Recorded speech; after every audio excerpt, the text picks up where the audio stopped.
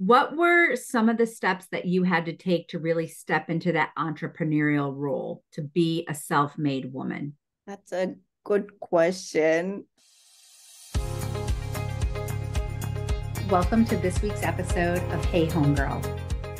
Hey Homegirls, this week we are in Sammamish, Washington, near Pine Lake, just east of Seattle, with Simmi Kher. Simmi is a real estate agent who has the most interesting background, and I'm so excited to share her with you this week. Her life has been a roller coaster, from moving from India into the United States, facing different challenges through the immigration system, battling social norms, making ends meet, and nurturing her family.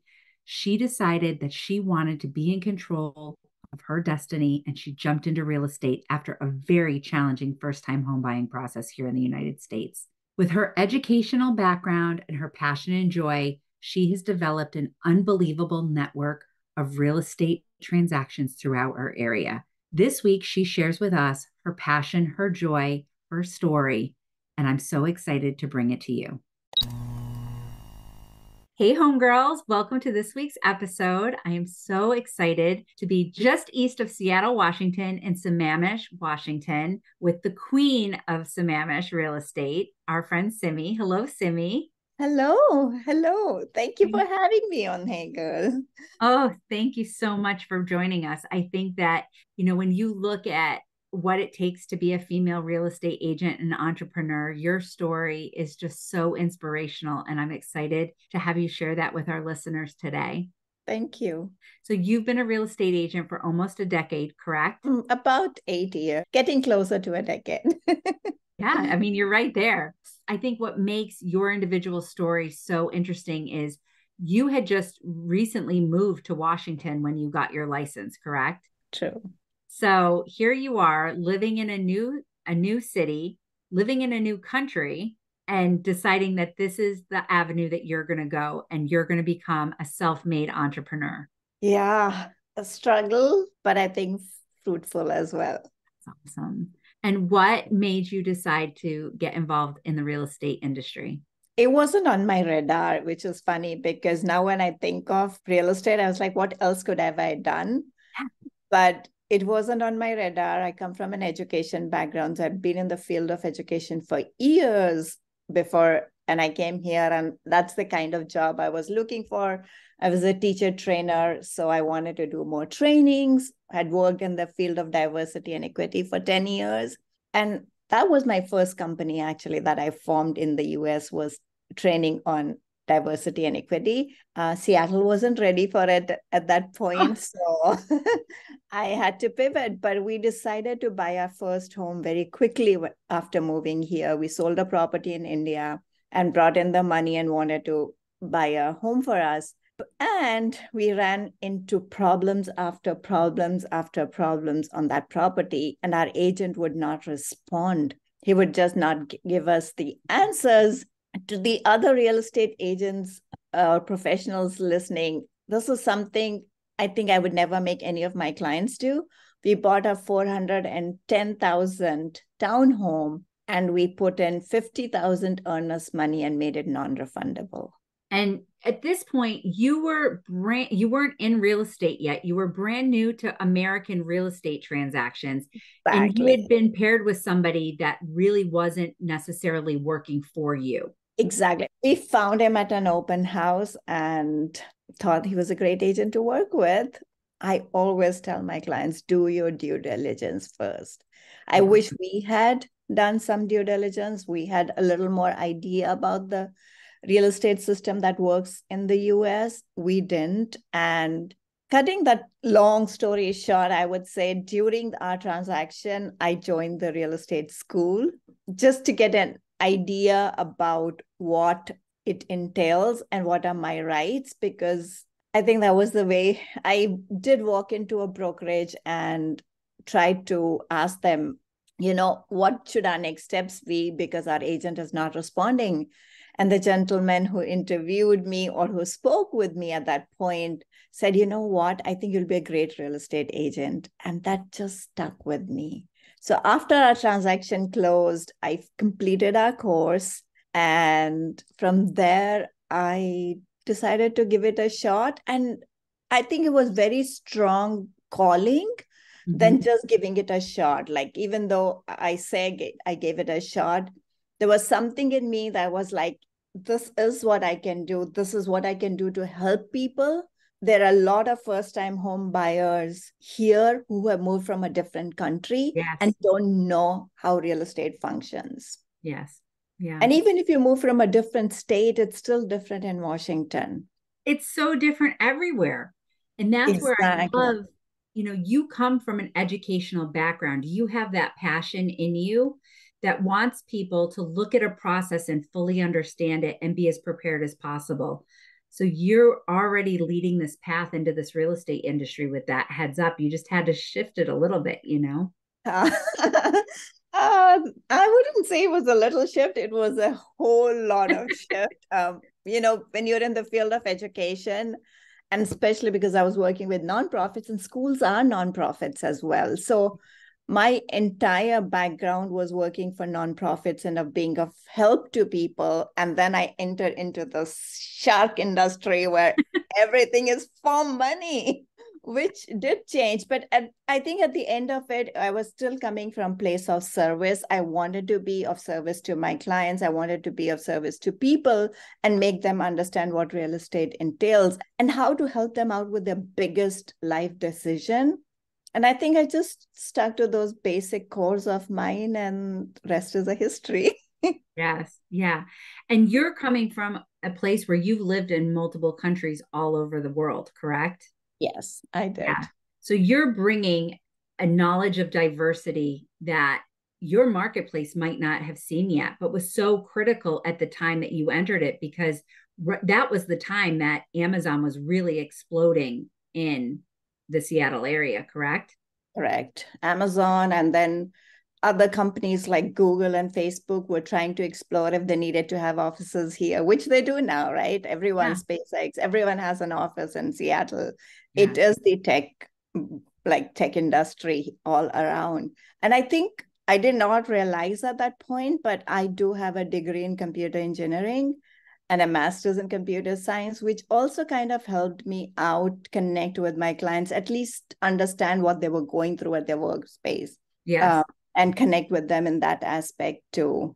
And understand their personality types because so many of those, are analytical people and they want someone that will take the time to give them the steps that they need to get to their end result. Exactly. And I'm very data driven. I like to give my clients data on like why we are making a decision. It's always, and being a teacher as well. So I want to teach them, but I want to use the data to teach them. And it's like, they'll ask me 100 questions and then I'll make them do homework after homework after homework. And then in the end, they're very happy with it. Initially, I'm not sure if they enjoy it or not.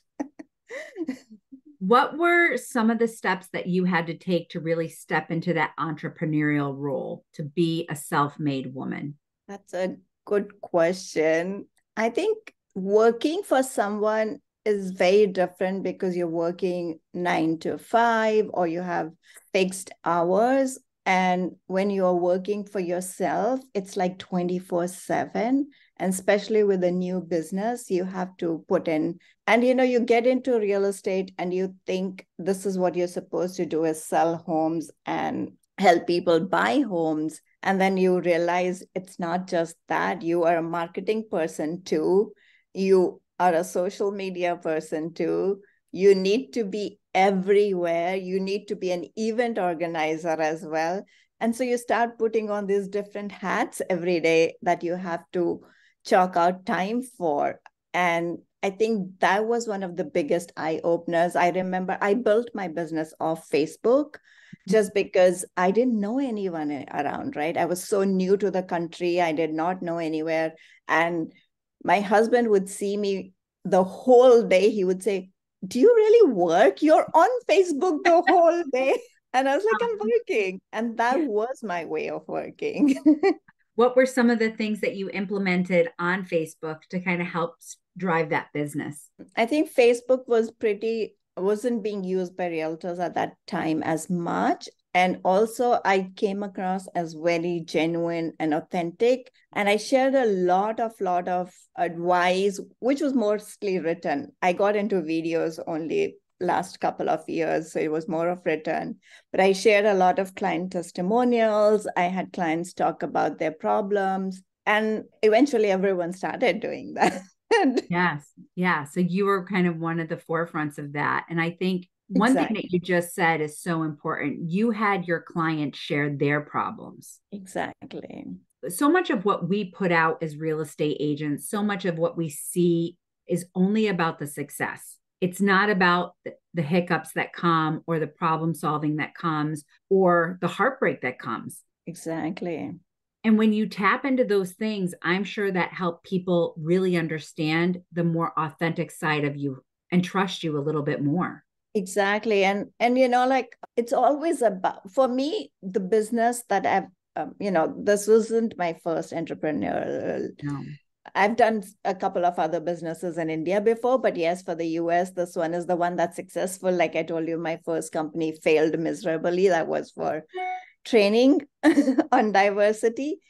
But I think for me, it's always been very important to think about the client. It's always about them. It's never about me. And that's always how I have been. You know, if I've been a teacher and I've been teaching students, it's about the students. If I've been a teacher trainer, it's about the teachers. What are they taking back to their classrooms? So as a real estate agent, it was always about how can I help my client? What can they take away from my presence? Whether they decide to work with me or not is immaterial, but can I be of help to them? Can I provide them some knowledge? And I think that's how the business grew. And it grew by word of mouth mostly because I built my business on Facebook, but then I went on to being a referral business. And till date, I think 90% of my business is referral. People come to me referred by different clients of mine, and sometimes not even clients of mine, but they're still referred. Thank you for listening to today's episode. We're not quite finished yet, but as the homegirl of your hometown, I would love to pass the mic to you so that you can share your story and some of your secrets with the homegirl community. To apply, please go to howtobeahomegirl.com in the show notes. What are some of the things that you've put in place to have those referrals keep coming in? Are you good about reaching out to your database? Do you hold client parties? What are you doing to touch your past clients or forever clients, as we like to call them these days?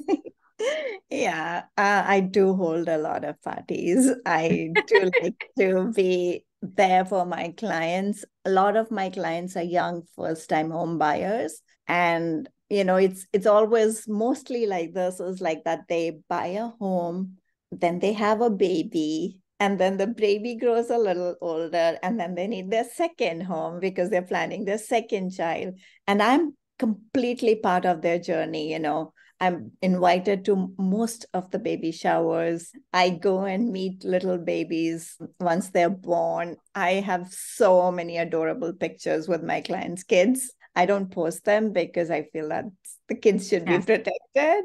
And I'm just part of their lives. And, you know, right now, on an intimate level. Yeah, it's not just about real estate, you know. When they work with me, I become part and parcel of their whole life. And in the 8 years that I've been in part of this real estate industry, now I'm known as Simmi Auntie. So my clients call me that, and it's a tagline that I've just adopted and love it because from the culture that we come from, you know, a lot of people, the elders are respected, and I think it's a great respect that they give me by calling me Simmi Auntie. And my husband is called Amit Uncle, who is also part of the Simmi Real Estate team. So it's a Simmi Auntie and Amit Uncle team now. You're holding such a special place in their hearts. Like, I think for me, that's one of the struggles that I had early in my career was we formed such intimate relationships with our clients and intense relationships where sometimes I'm talking to them more than I'm talking to my husband over the course of a day, or sometimes even a week if it's a busy week. And they call us for everything. And then it closes. And so many agents forget after it closes to stay in contact with them in that way because we are helping to change the course of their lives. Exactly. And I think even today, if my clients are planning to do anything to the house, they'll first text me and say, we are thinking about making these changes. What do you think? What's in? And, I just feel so proud and humbled at the same time when they reach out to me with things like that. And sometimes they'll reach out to things that are not real estate related, I'm Yeah. looking for a nanny. My child has been crying for so long. How do there's some of those conversations. I don't think they reach out to me for like every day, but suddenly they'll think of me and they'll reach out to me. And sometimes I just have surprise gifts show up at my home that my clients thought of me and sent. And that's just heartwarming. Yes. And we want to be the hub for our clients. We want to be able to connect them with the other professionals in our communities so that they get reliable help for the things that they need. So that's great that you've established those boundaries with them. Yeah, that's the part I enjoy of being in the real estate, right? It's never transactional. It's way beyond. So, like I was reading somewhere that you need 12 hugs a day to be really successful. And I think I get a lot of those hugs from my clients. I love that. That's an amazing mindset to have because I'm a hugger, but we definitely are, at least where I am in New England, it is not hug work. Like people do not want to hug. So I want to hug people all day. I'm going to make that my new goal, Simmi. I'm going to go for 12 hugs a day at least. Yes, I think that's what my goal is for 2024 to make sure I get those hugs. And I get a lot of them from my granddaughter too now, but what are you most proud of accomplishing in 2023? 2023 has been a little slower year just because of some personal issues that I had with my family. But I think I'm very proud of being there for the family as well as being there for my clients. I still had a successful year. I would not say it wasn't a successful year. In spite of the market change, in spite of all that, I did not have as many events this year as I usually have for my clients. But we do have one coming up, Photos with Santa, on December 2nd. And that's going to be my only event that I did for clients this year. But I am really looking forward to doing a lot more next year. But I think, those are my achievements, is kind of balancing out professional and personal life.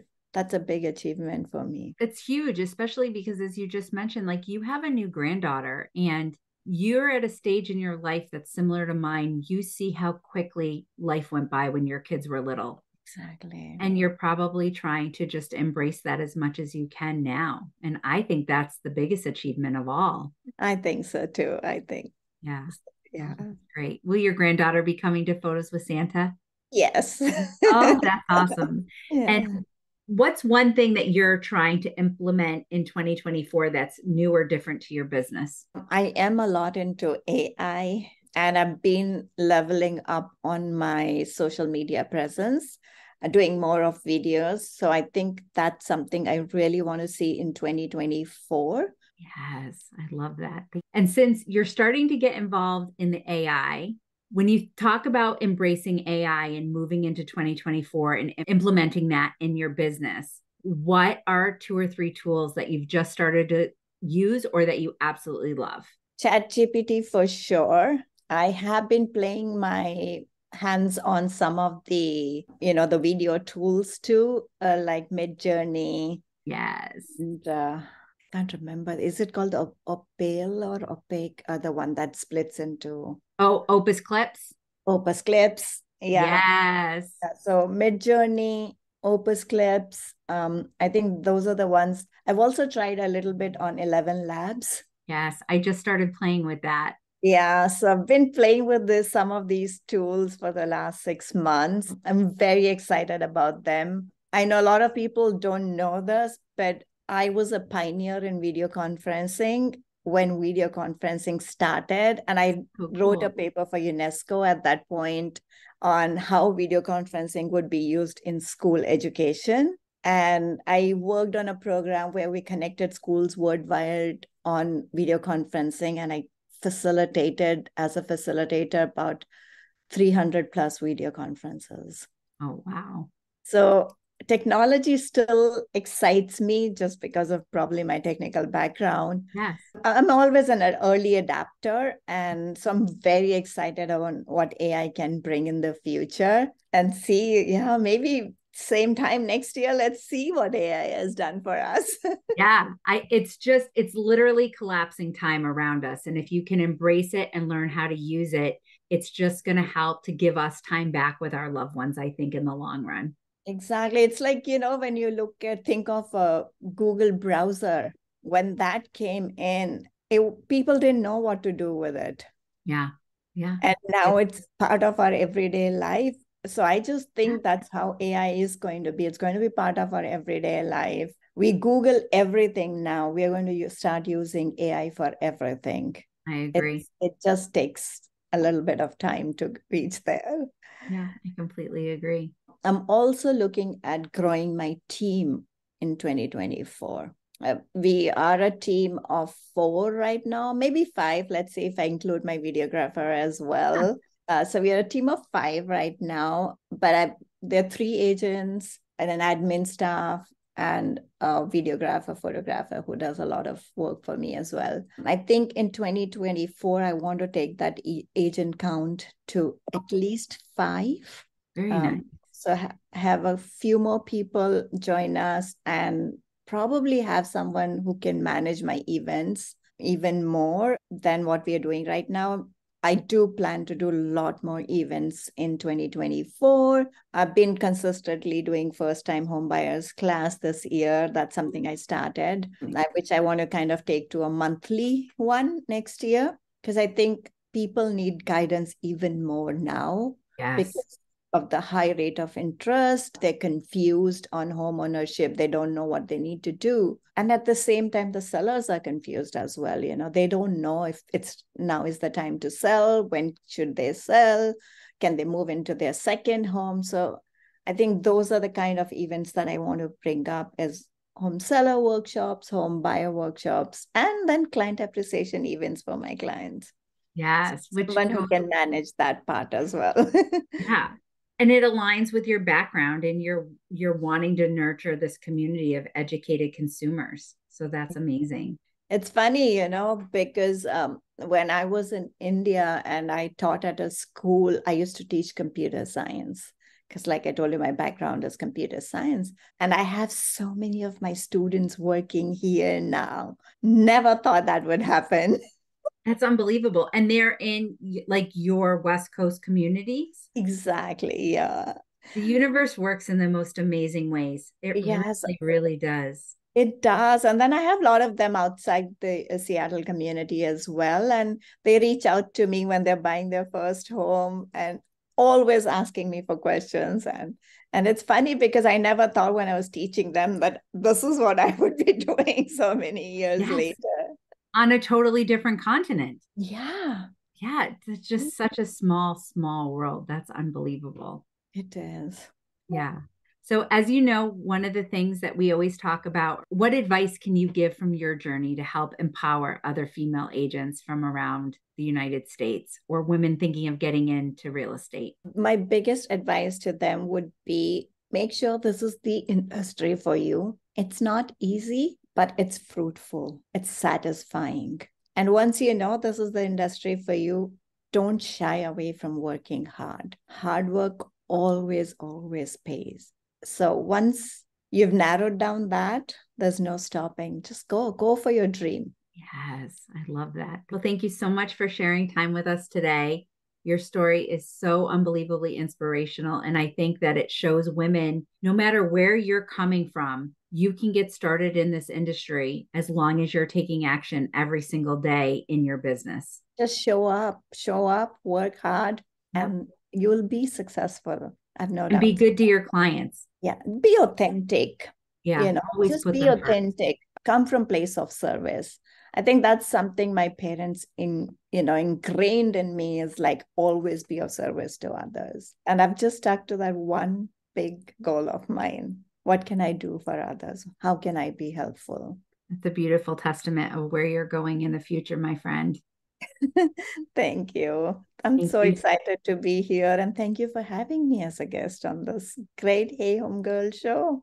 Yes, thank you so much. And I'm so excited that we're going to be able to get to meet in person in a couple months. Exactly. I would love to have dinner with you. I'll reach out offline. All right, that's excellent. Thank you. Thank you.